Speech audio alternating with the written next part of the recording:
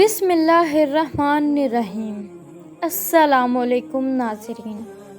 ایک دفعہ حضور اکرم صلی اللہ علیہ وآلہ وسلم کی بارگاہ میں قبیلہ قریش کا ایک نوجوان حاضر ہوا۔ اس وقت صحابہ کرام سراپائے ادب بنے ہوئے آقائے دو جہاں علیہ السلام کی مجلس میں جو بزم افغان آرا تھے۔ شباب وہ کے عالم میں نوجوان تھا۔ عرض گزار ہوا، یا رسول اللہ، میں آپ کا ہر حکم مانوں گا مگر آپ مجھے ایک گناہ کی اجازت دے دیں، کیونکہ میں یہ گناہ کیے بغیر نہیں رہ سکتا۔ پیارے آقائے رحمت سراپا صلی اللہ علیہ وآلہ وسلم نے پوچھا کہ جوان، یہ تو بتا وہ کون سا گناہ ہے؟ تو وہ کہنے لگا، حضور مجھے بدکاری کی اجازت دے دیں، اس لیے کہ اسے چھوڑنا میرے بس کی بات نہیں۔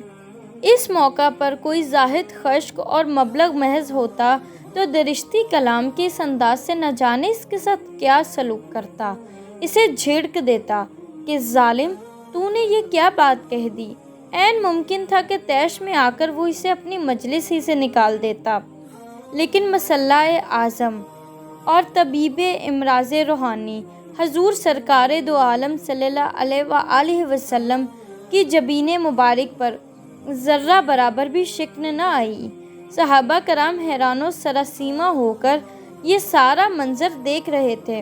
حضور اکرم صلی اللہ علیہ وآلہ وسلم نے اس قریشی نوجوان کو اپنے قریب کر لیا اور بڑی شفقت سے نرم لہجے میں پوچھا، اے بیٹے، ذرا یہ بتا، جس جرم کی تو نے مجھ سے اجازت مانگی ہے، کس سے کرنے کا ارادہ ہے؟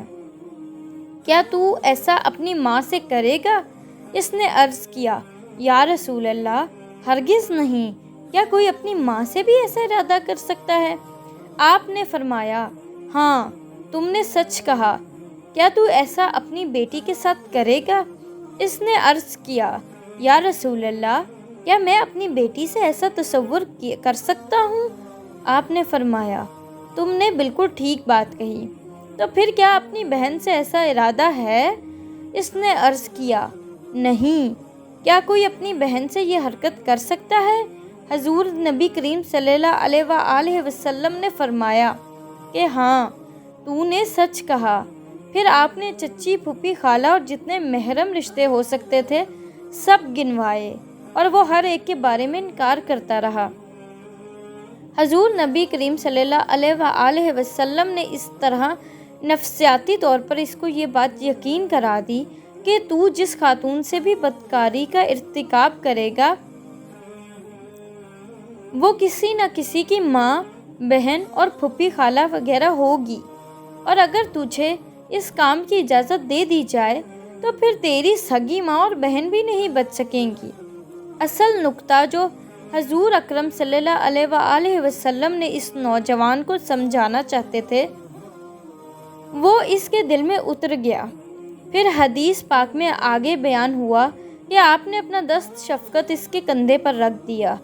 کتنا خوش نصیب تھا وہ نوجوان کہ جو گناہ کی اجازت مانگنے آیا تھا، مگر آقا و مولا کے کرم کا ہاتھ اس کے سر پر پڑ گیا۔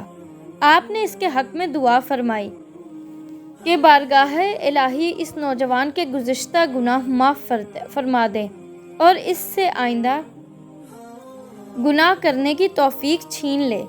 حدیث کے راوی صحابی بیان کرتے ہیں کہ پھر زندگی بھر کے لیے اس کی ماہیت قلب اس طرح تبدیل ہوئی کہ مرتے دم تک کسی کی طرف غلط نظر اٹھی ہی نہیں۔